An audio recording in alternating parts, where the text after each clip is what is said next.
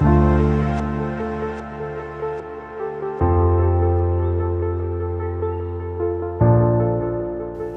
Jemaat Gemim Kristus Manado.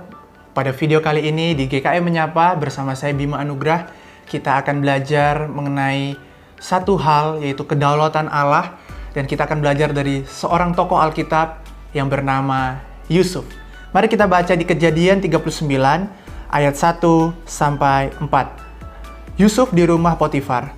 Adapun Yusuf telah dibawa ke Mesir, dan Potifar, seorang Mesir, pegawai istana Firaun, kepala pengawal raja, membeli dia dari tangan orang Ismail yang telah membawa dia ke situ.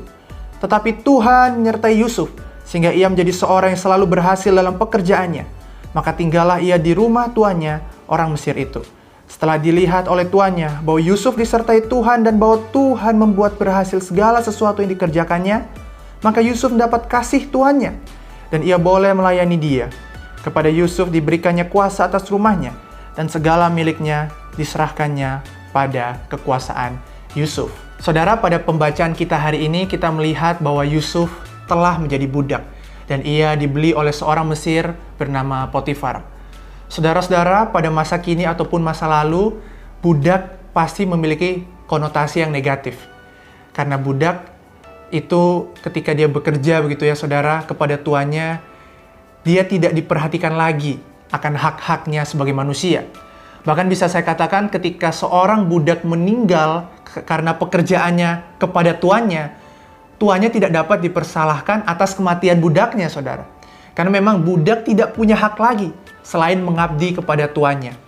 Saudara-saudara, ketika kita juga melihat seorang budak, pada masa itu juga budak dipandang sebagai seseorang yang tidak memiliki pengharapan, saudara. Seseorang yang tidak memiliki masa depan yang cerah.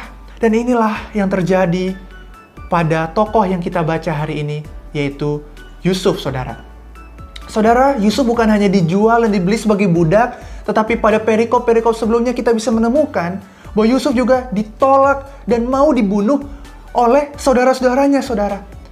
Bahkan keluarganya sendiri ini sudah menolak dan ingin membunuh Yusuf. Kakak-kakak Yusuf ya, saudara-saudaranya ini pernah ingin membunuh Yusuf, walaupun akhirnya tidak jadi membunuhnya, tapi akhirnya menjualnya. Tapi bisa saya katakan ketika mereka menjual Yusuf sebagai budak, sebenarnya mereka membunuh Yusuf secara tidak langsung. Dan inilah yang terjadi pada Yusuf. Yusuf tidak ada harapan sebenarnya. Kalau kita lihat masa depannya itu sangat suram. Dan ketika Yusuf melihat sekelilingnya, dia bisa bertanya dan akhirnya menyerah begitu saudara ya. Melihat betapa banyak hal buruk terjadi dalam hidupnya. Saudara, tetapi anehnya teks yang kita baca hari ini tidak mengisyaratkan sesuatu yang buruk seperti yang telah kita dengarkan, telah kita bahas tadi gitu saudara ya, mengenai budak. Malahan di teks yang kita baca hari ini kita melihat bahwa Yusuf malahan seperti budak yang sangat diberkati dan dicintai Tuhannya, saudara. Bisa saya katakan Yusuf adalah budak yang aneh dalam tanda kutip. Karena ia tidak seperti budak-budak lainnya yang tidak dianggap, disiksa, dihina, bahkan bisa kehilangan nyawanya. Bukankah Yusuf begitu wajar jikalau ia menyerah? Tetapi di teks yang kita baca ini malah hal yang sebaliknya yang kita temukan, saudara. Ada apa di balik ini semua? Saudara, kuncinya ada di ayat yang kedua. Kejadian 39 ayat 2 dikatakan, tetapi Tuhan menyertai Yusuf, saudara.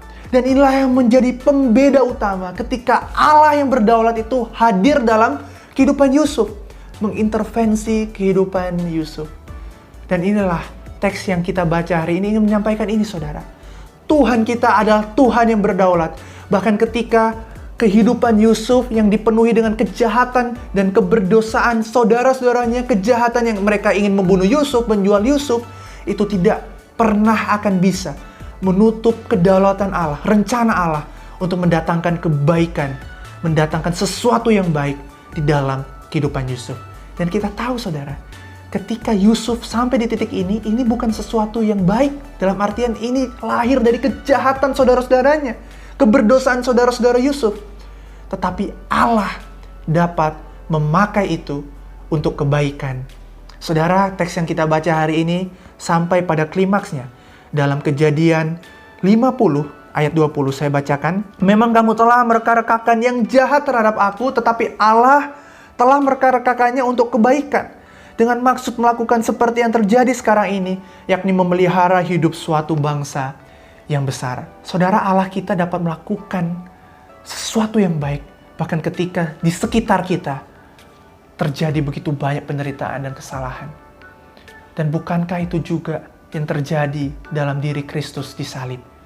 Saudara, salib bukanlah sesuatu yang baik. Di masa itu salib adalah lambang kutuk dan aib. Tetapi Kristus di dalam rencana Allah yang berkuasa itu, Allah yang berdaulat itu memakai salib yang hina ini menjadi sesuatu yang baik, yaitu membawa keselamatan bagi umat manusia, saudara. Keburukan, kejahatan.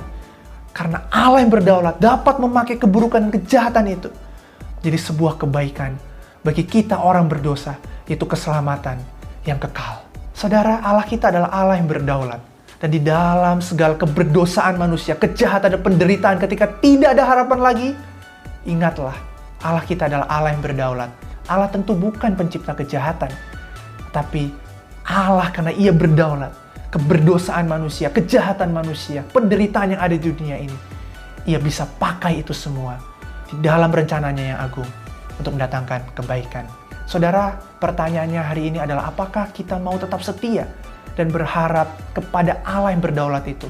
Saya tidak tahu apa yang menjadi pergumulan saudara hari ini. Tetapi satu hal yang saya tahu, salib Kristus yang adalah lambang kejahatan, lambang penderitaan kematian, Allah bisa pakai itu untuk membawa kebaikan. Dan jikalau yang besar itu sudah Allah lakukan, masakan yang hal-hal yang kecil di sekitar hidup kita tidak dapat Allah pakai juga untuk mendatangkan kebaikan. Terima kasih, selamat beraktivitas di hari ini. Tuhan Yesus memberkati. Shalom. Sampai jumpa.